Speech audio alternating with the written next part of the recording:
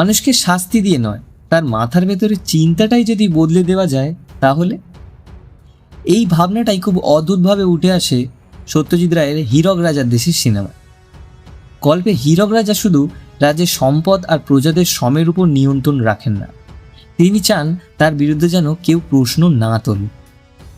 কিন্তু সমস্যা হলো, রাজ্যের মানুষ বাইরে থেকে চুপ থাকলেও মনে মনে ছিল অসন্তুষ্ট। কৃষক খাজনার চাপে, খনিকর্মী কঠিন পরিশ্রমে, আর শিক্ষকরাও রাজার অন্যায়ের বিরুদ্ধে কথা বলতে শুরু করেছেন।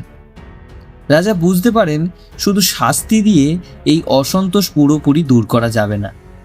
তখনই তিনি সাহায্য চান তার রাজ্যের বিজ্ঞানীর কাছে।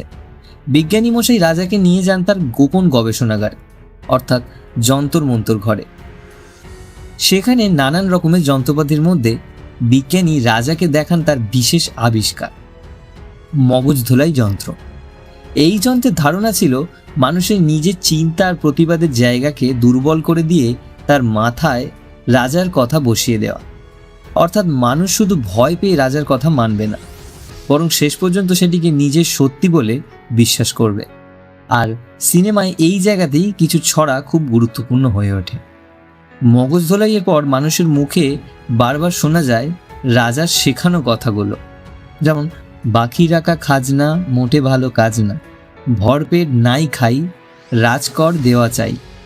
অর্থাৎ নিজের প্রয়োজনের থেকেও রাজার শেখানো কথাগুলি যেন বেশি গুরুত্বপূর্ণ হয়ে ওঠে। আবার শ্রমিকদের ক্ষেত্রে শোনানো হয়, যে করে খনিতে শ্রম যেন তারে ডরে জম। আর শিক্ষার ক্ষেত্রে এমন বলা হয়, লেখাপড়া করে যে অনাহারে মরে সে। মগজ ধোলাইয়ের পর আরও একটি কথা মানুষের মুখে বসিয়ে দেওয়া হয়, যায় যদি যাক প্রাণ, হীরকের রাজা ভগবান।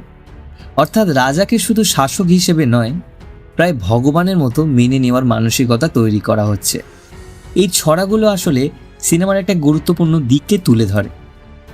হীরক রাজা শুধু অস্ত্র বা শাস্তির মাধ্যমে রাজত্ব করেন না, মানুষের মুখে কি কথা থাকবে, কিভাবে তারা ভাববে, সেটিকে নিয়ন্ত্রণ করতে চান রাজা। এই কারণেই মগজ ধোলাই এইখানে শুধু একটা যন্ত্রের নাম নয়, এটা হয়ে ওঠে চিন্তার উপর নিয়ন্ত্রণের প্রতীক। তবু 1980 সালে তৈরি এই সিনেমার ধারণা আজও কতটা প্রাসঙ্গিক ভাবতে পারছেন? কারণ মানুষের চিন্তাকে প্রভাবিত করার জন্য সবসময় একটা যন্ত্রের প্রয়োজন হয় না।